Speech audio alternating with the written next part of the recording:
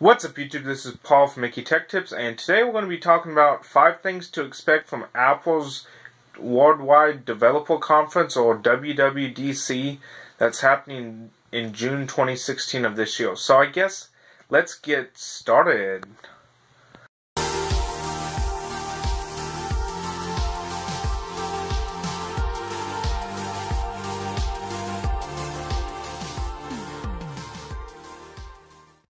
Okay, so coming in at number 5, Siri Development Kit.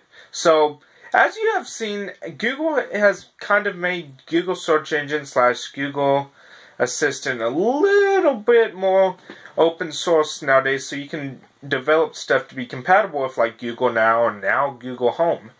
Well, Siri is kind of lacking behind on that now, so we're probably going to see Siri's Dev Kit now, so people can develop apps that work with Siri. So, yeah.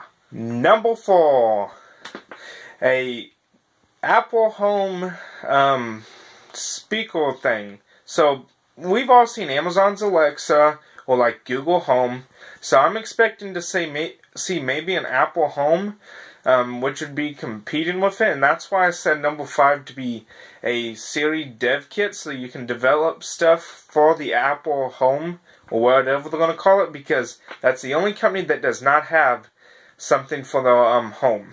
So yeah. Number 3. So, number 3, this one's kind of interesting. So, maybe we'll see some new updated Mac Pros, because even though they released last Mac Pros 3 years ago in 2013, most people don't know that you can actually upgrade the Xeon processors in there. But you can only upgrade it to a 12-core processor because it only has the processor socket 2011. LGA 2011.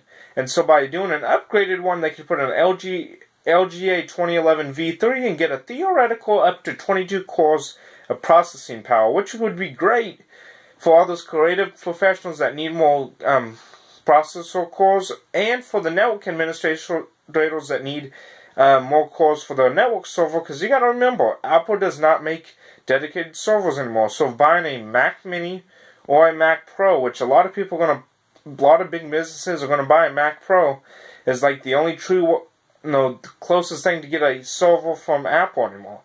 So we'll probably see that, and then maybe see like some new GPUs inside of there, because the Fire Pro graphics is lacking.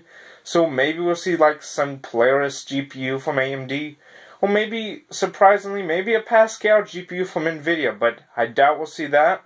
So we'll probably see some Polaris-based GPU from AMD in there, along with the new 2011 V3 socket. So yeah, it'll also bring in DDR4 and some other neat new features with that new upgrade. So yeah.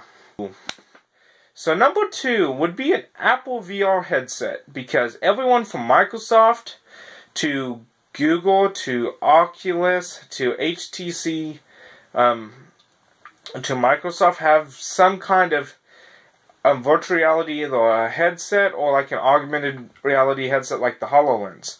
Now you got to remember, Oculus and HTC both run theirs off of Windows. So there's that, and then everyone else's runs off whatever. I'm just not going to go through it. So Apple is the only one that does not have any kind of VR capabilities besides the Google Cardboard, which is just a convenient VR. It's not, as AMD's Radeon Vice President would say, good VR.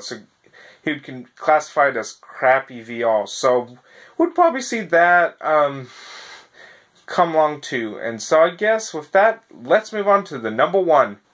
Okay, so number 1, iOS 10. So not January. So 2007 is when iOS came out for the first time. So we'd probably be seeing some kind of new iOS come out, considering that this would be their 10th release, and so maybe we see some anniversary, 10th anniversary, some kind of iOS for the year 2017. So let's see how that holds out, because that's usually when they announce the new betas and stuff. And since they have an open beta in the last few years, so you don't have to pay $100 a month to try it out, and plus people can pass that anyway, anyone can try out the beta. Like I tried out iOS 9 when iOS 8 was still out. So yeah, let's see how that goes. Remember to like, comment, subscribe. I will see you guys next time.